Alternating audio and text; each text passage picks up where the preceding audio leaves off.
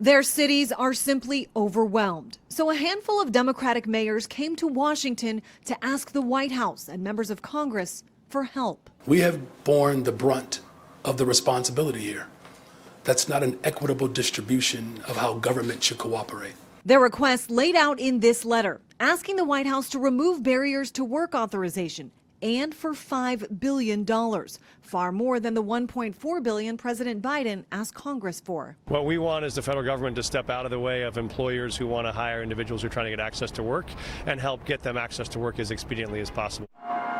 New York City Mayor Eric Adams has been one of the most outspoken on the issue, as buses of 100,000 migrants have been sent to his city. Headed to D.C.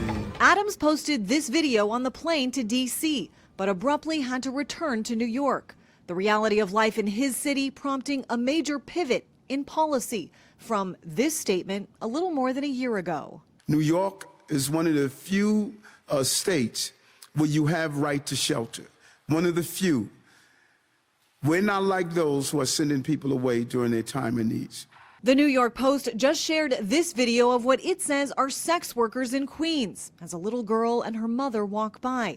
City officials say most are Venezuelan migrants. It is going to impact the foundation of the quality of life of our city. When you have individuals who can't work, can't provide for their families, have to turn to illegal activities to do so. Cities like New York and Chicago are now taking a hard look at proposing changes to their sanctuary laws, which currently make it much more difficult to turn migrants away.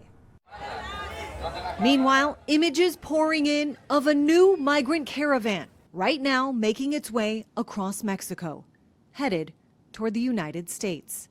In Washington, I'm Christine Frizzau.